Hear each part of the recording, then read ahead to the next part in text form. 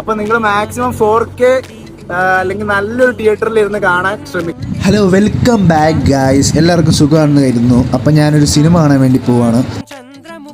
അപ്പോൾ 6:30-ക്കായിരുന്നു സിനിമ. അപ്പം ഞങ്ങൾ 6:15 എന്നാലും ഞങ്ങൾ പെട്ടെന്ന് തന്നെ അവിടെ തിയേറ്ററിലെത്തി.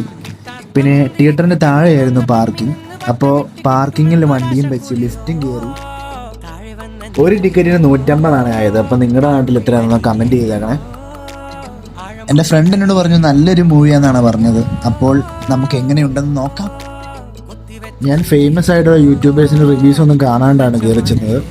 അപ്പോൾ എനിക്ക് ജെന്യുവനായിട്ട് സിനിമ ഇഷ്ടപ്പെട്ടോ ഇല്ലയോ എന്നുള്ളത് ഞാൻ അവസാനം പറയുന്നുണ്ട്. അപ്പോൾ അതൊന്ന് കാണണേ.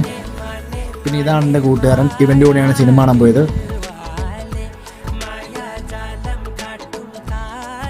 പിന്നെ അതൊക്കെ കഴിഞ്ഞപ്പോൾ ഞങ്ങളൊരു ചായ കുടിക്കാൻ ഇറങ്ങി ഇൻ്റർവെല്ലിന്. ചായ കുടിച്ചുകൊണ്ടിരിക്കുകയാണ്.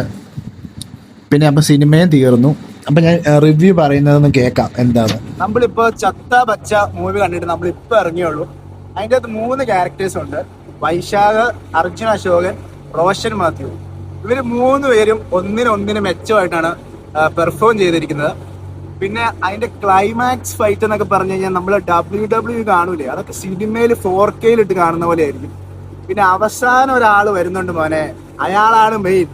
അപ്പം നിങ്ങൾ മാക്സിമം 4K അല്ലെങ്കിൽ നല്ലൊരു തിയേറ്ററിൽ ഇരുന്ന് കാണാൻ ശ്രമിക്കുക. ഡോൾബി അറ്റ്മോസ് ഒക്കെ ഉള്ള നല്ലൊരു തിയേറ്ററിൽ ഇരുന്ന് കാണാൻ ശ്രമിക്കുക. ഞാൻ കണ്ട തിയേറ്റർ അത്ര ഒരു മോശം തിയേറ്റർ ആയിരുന്നു, എന്നിട്ടും അതെനിക്ക് നല്ലൊരു എക്സ്പീരിയൻസ് ആയിരുന്നു. അപ്പോൾ അത്രേ ഉള്ളൂ. ഓക്കെ. തൊട്ടടുത്തുള്ള ഷവായ കടയിൽ കയറി ഒരു ഷവായം കഴിച്ച് ഞാൻ പയ്യെ വീട്ടിൽ പോയി. അപ്പോൾ ഇതുവരെയുള്ള വീഡിയോ നിങ്ങൾക്ക് ഇഷ്ടപ്പെട്ടെങ്കിൽ like, share and subscribe. Good bye.